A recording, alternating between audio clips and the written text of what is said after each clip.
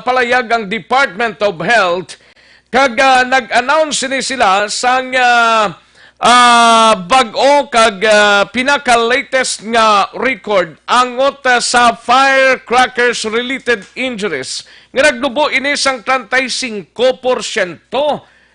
sa bugos nga pungsod sa pag-welcome sang bagong tuig. Isa kamayo ining indikasyon bangod man nga hamakon mo na 35% gid ang ginubo sini based sa record sang Department of Health. Ang Department of Health sa nagbalawan mga kaaksyon nga mayara sang 164 ka mga kaso nationwide mga kaaksyon. Kag ang kalabanan diri, siyempre ang National Capital Region o kunin NCR nga may 84 ka mga kaso sang mga palupok, mga firecrackers related injuries ini, mga kakson. Nagapangduha diri ang Calabarzon nga may 14, Ilocos Region 12, samtang ang Central Luzon naman mga kakson may 11. Ang Cagayan Valley kag Western Visayas ang nagasinundanay lang diri ho, may tag 20 ka mga kaso. Unlike sa nagliligad nga mga tinuig, mga kakson nga kadamo sa mga kaso sa mga firecrackers related injuries nga na-record mga kakson sa Department of Health. Pero tiginasigahom nga by year 2020 sa pagtakop sang tuig 2020 base pa man lang maganubo pagid ini mga kakson ti subong mga 35% ang ginubo sini nationwide. Ini ang ginpabutyag ni Health Secretary Francisco Duque nga 87 ka mga kaso or 35% mas madubo siya ikumpara last year. Nami maning indikasyon no. Kag wala sang immediate report sang nagkalamatay. Unlike sa nagligad nga tuig nga kadamo sang nagkalamatay angot sa mga pagsugalaw sang bagong tuig ang ining pagpatigayon sang pagkuha sang data magatapos pa ini until January 6 mga kakson. Pagkatapos sinati amuna mga kakson ang ginahasilingtang ti basi nagnubo gid man no by 35%. Tamagid kadako sang pagnubo sini. Kabayuntang nga magsige-sige ang pagpatigayon nila sini sang kampanya kag ang mga kauturan tadre tamdon taman kun ano ang ginapaalimton sang gobyerno kag sang aton sining panguluhan mga kakson. Kay siling ni Duque ang pagnubo sang firecrackers related injuries nagapakita ini nga ang ahensya angot sa ila sining kampanya sadto paman hindi lang ni subong mo kundi sadto paman nga iwas paputok campaign. Likawan tang pagpalupok sini sa tion sang pagbulag sang tuig sining sang ibang gani sadto ya way niya mga iwas paputok way niya mga paglikaw sa mga palupok way niya kundi ginakabig nila nga pag-celebrate sang bagong tuig ang pag-welcome sa bagong tuig amo ang pagpalupok. Tilang tawabla kay kadamo sang mga biktima sang firecrackers subong pilang nahot na lang sa bugos nga Pilipinas ti 164 ka mga kaso. Kabayunta nga ini padayon ini kag hindi lang subong nga tuig kundi mas manami pagid kon sa masunod nga mga tinuig ang maganubo pagid mga kakson. Action Reports, second portion. Now, sa ibang pang mga informasyon, ini may kantanan sa memorandum nga sa tungasang Pilipinas kag Kuwait ginapaimbestigahan ini sang kamara.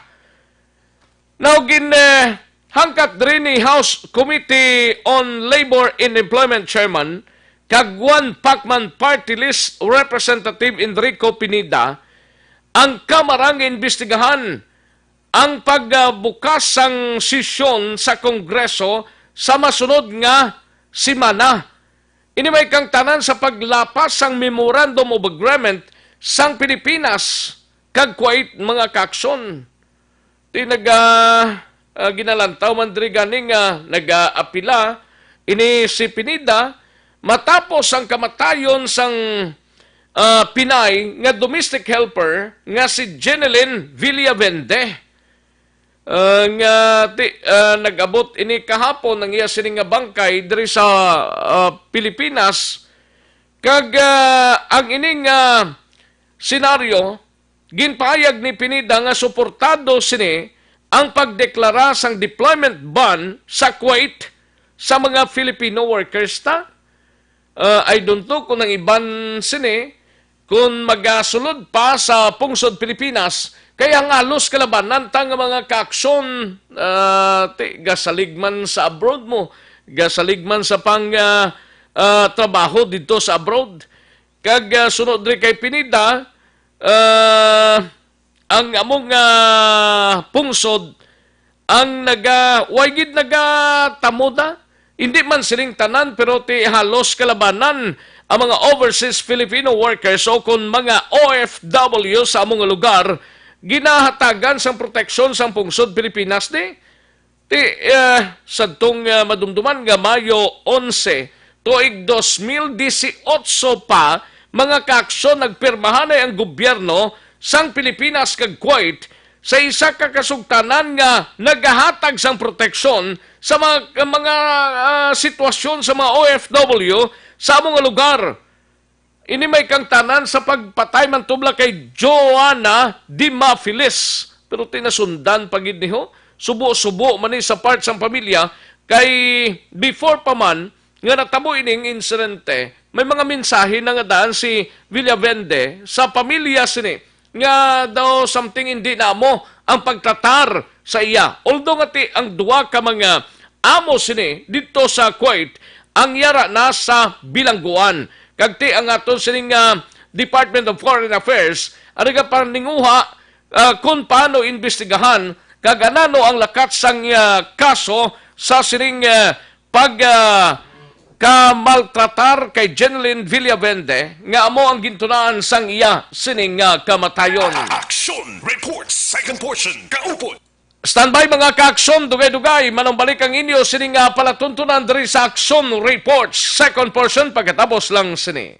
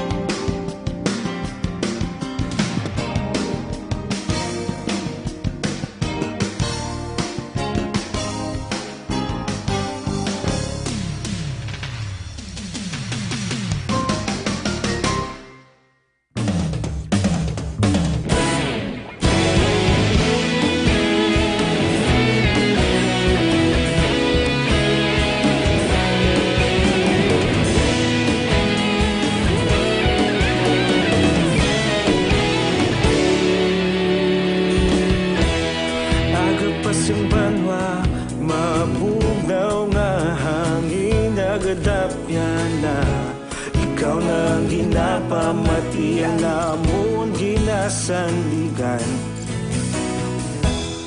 Tingog sang probinsya, kamatuuran ginapalap na. mensahe nga may dala paglaom kag kasanan. Tinuig na nagligan, ikaw gihapon ang ako nga istasyon. Sa pagbutlak sang adlaw, sa pagtuhaw sang biton, mga balita nga dala inspirasyon. Aksyon radyo, bakulod man sa gihapon. Padayon aksyon radyo, bakulod saludo sa imo. Padayon aksyon radyo, salamat kisa pagserbisyo. Patas kag balanse, matuod nga mensahe, wala sang hinadang pilihan. Padayon aksyon radyo.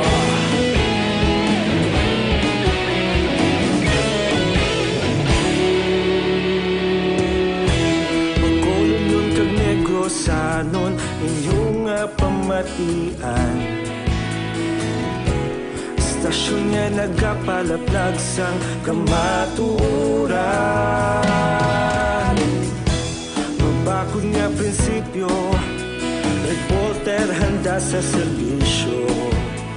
Kahapon, karon kag sa gihapon, kita magapadayon. Tinuig na nagligan, ikaw gihapon ang ako nga istasyon. Sa pagbutlak sang adlaw, sa pagtuhaw sang biton, mga balita nga may dala inspirasyon. Aksyon radyo, bakolon man sa gihapon. Padayon aksyon radyo, bakolon saludo sa imo. Padayon aksyon radyo, salamat kit sa pagserbisyo. Patas kag balanse, matuod na mensahe, wala sang hinadang piligan. Padayon aksyon radyo. Una sa balita, una sa aksyon, sa Bacolod Aksyon Radio. Aksyon radyo. Una sa balita, una sa aksyon, sa Bacolod Aksyon Radio. Kita ulog na na'y sabisan ano nga kahintangan. Responsable nga pagbalita, padayon na ipalaknan. Malasig pero sigurado, aksyon nga may dala pagpalanggan.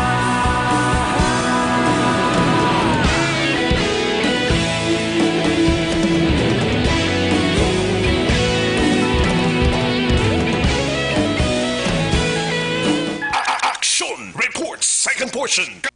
No Radyo Philippine Standard Time, lasay 51 na ang aton oras sa pagkadasig lang sa aton sining orasan ba? Way patagani ka kwan sige-sige na. Sige-sige na down. Good morning lang gali sa kay Charito Serba Dimasino. Good morning lang, no? Si Marilo Horado Antoniega, may lang pag-monitor kag kay Manjo Arnijo. Sa mga kaaksyon tadre, total daw hindi naman ibago, ang plano sini ni Councilor Al Victor Espino nga i-required gid ang tanan nga mga negosyante, mga businesses diri sa Bacolod nga may dapat mayara na pamtang nga CCTV camera, mga kaaksyon. Nauti ang gobyerno lokal sang Bacolod ang nag-required sa tanan nga mga businesses, establishments sa syudad nga dapat may ma-install gid nga high definition closed circuit television o CCTV cameras para makabulig man sa law enforcement agencies. Ini isa sa mga bagay nga ginalantaw nga makahatag solusyon sa kriminalidad nga nagaluntad diri sa palibot sang syudad sang Bacolod. Bilang chairman sang Committee on Police Matters and Peace and Order, ining si Councilor Al Victor Espino, nakita sini sa paglibot sa bilog nga syudad. Nga ti kakulang gid sang CCTV. Kay ang Comprehensive CCTV Ordinance ang gina-approve ni sa first reading sang sanggunian panlunsod mga kaaksyon. nga dapat i-required gid ang tanan nga mga negosyante may mga establishmento diri nga magbutang sang CCTV cameras since nga ang quality footage sini sa iban nga business establishment ang very low quality gidman mga kaakson. Amo na sa prangkang istorya, may CCTV pero buron pa sa pananawa nila. Nami mango kay sang lantawon mo blang baw kay kanami sang ila sining establishmento may CCTV gali pagbukad ya buron pa ya katama sa palabuto nila ti isa ini ka makabig mayo maningatikang kun istriktohon lang sang syudad ang pagpatuman sini sang CCTV camera sa pagpamtang sini mas manami gid. Kaya nga to sining teknolohiya subong grabe naman tama man ka maayo subong sitwasyon kung mayara kita sang CCTV cameras. Ti ang tanan nga mga establishmento commercials ang magatuman sini kag based sa palayag sang aton sining konsehal sang syudad nga gina-required gid ang tanan nga mga establishmento nga mag-instalar, magpamtang sang high definition CCTV camera para nga makabulig ini sa pag-enforce sa pagbulig sa mga kriminalidad nga masolbar ini mga kaakson. Ti isa man ni ka mayong atikang ang ining plano mga kaakson ni Councilor Al Victor Espino kag kabayunta nga ugyunan ini sang halos kalabanan nga mga kaaksyon ta. Action reports, second portion. Mayo pagid niho kay kung may CCTV dapat ang kapulisan ta mas masangkad pa ang ila sining kampanya batok sa mga lawless elements. Galing kay diri sa aton sa Bacolod, I don't know kung insakto gid man ang analisis ang halos kalabanan nga mas jutay ang kriminalidad nga nagaluntad diri sa palibot sang syudad. Siling sa iban nga jutay man, siling niya basing iban wala lang ma-report. Ang iba nagahipos-hipos lang. Pero kung basihan tang records of events daily sa mga kapulisan ta, tamagin ka minimal sang crime ikumpara sa iban nga bahin sang pungsod Pilipinas, no? Tamagin ka gamay gid ikumpara sa iban nga mga lugar nga tuman ang kriminalidad nga nagatuhaw mga kaakson. Di kung sa bagay mas mayo man ini nga sahi sang mga bagay kung magluntad lang ang kalinong kagatawayan diri sa palibot sa aton sining syudad, no? Ang by the way ang ceasefire still nag-ara pa sa gyapon kay on January 7, 2020 amoning pagtapos ang ceasefire mga kaaksyon. Ti sunod diri kay Captain Zinon Pancito sang 3rd Infantry Division ang why man sila actually sang recorded o kung na-monitor nga insurgency-related violence as of this day, mga kaakson nga kay muan abis ang mga miyembro sang New People's Army except lang sa tong I think daw day 1 December 23 ato lang natabo sa may Tubungan, Iloilo nga ginambush yadto ang mga miyembro sang pulis gamit ang improvised explosive devices nga konsadente may mga napilasan man didto pero tidri sa aton sa Negros Island mga kaakson daway gidman sa mga atrocities nga ginhimo dre ang mga rebelding grupo te ang security sang gobyerno ta kagang NPA ang padayon nga nagagwardyanay lang ara lang sa mga areas nila nagapatigayon kag tigin pa siguro diri sa pamunuan sang Philippine Army nga still ang active defense mode kag ready sila sa numan sining mga eventualities. Sunod diri kay Major Edison Garcia, ang spokesperson sang Negros Occidental Provincial Police Office, nga ang NOCPO ang padayon sang ila regular nga focus angot sa law enforcement operations despite nga tubtob pa sa Enero 7 ang ceasefire. Action reports second portion. Aksyon Radyo Philippine Standard Time lasay 57 manumbalik kita sa dili ginamang madugay. Life Extension, Vitamin D3 for longer life. Ako si Mrs. Mercedita man.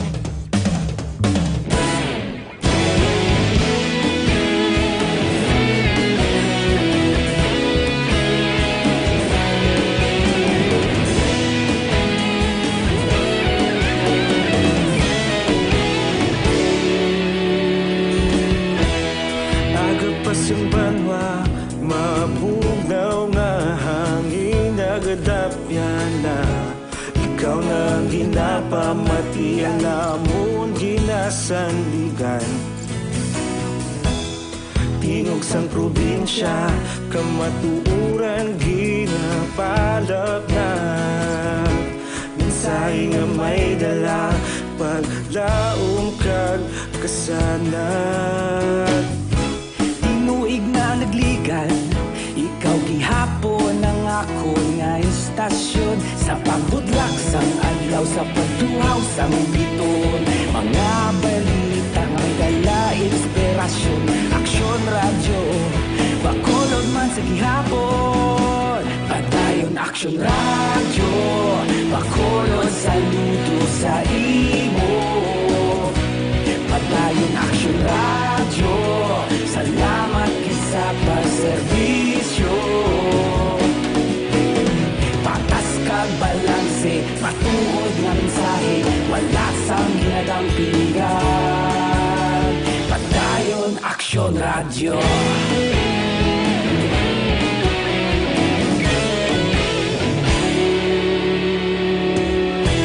Pagkulon yun kag negrosanon, inyong nga pamatian. Istasyon nga nagapalaplag sang kamatuuran. Mabakod nga prinsipyo, reporter handa sa serbisyo. Kahapon, karon kag sa gihapon, kita magapadayon. Tinuig na nagligan, ikaw gihapon ang ako nga istasyon. Sa pagbutlak sang adlaw, sa pagtuhaw sang biton. Mga balita na may dala inspirasyon. Aksyon radyo, bakolod man sa gihapon. Padayon aksyon radyo, bakolod saludo sa imo. Padayon aksyon radyo, salamat kit sa pagserbisyo. Patas kag balanse, matuod nga mensahe, wala sang ginadampigan. Padayon aksyon radyo. Una sa balita, una sa aksyon, sa Bacolod Aksyon Radio. Una sa balita, una sa aksyon, sa Bacolod Aksyon Radio. Ikaulog na na'y sabisan ano nga kahintangan. Responsable nga pagbalita, pagdayon na ipalaknan. Malasig pero sigurado, aksyon na may dala pagpalanggan.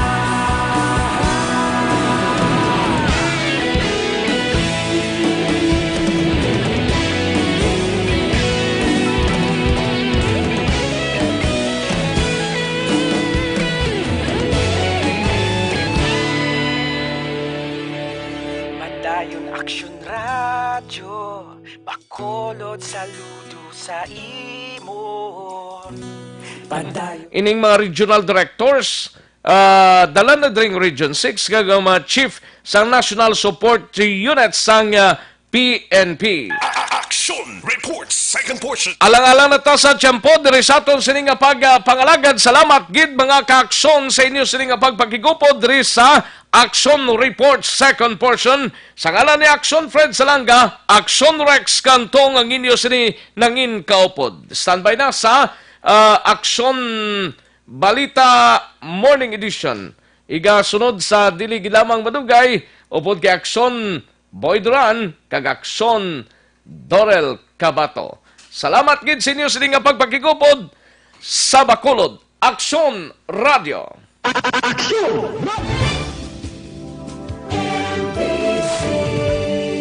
Manila Broadcasting Company.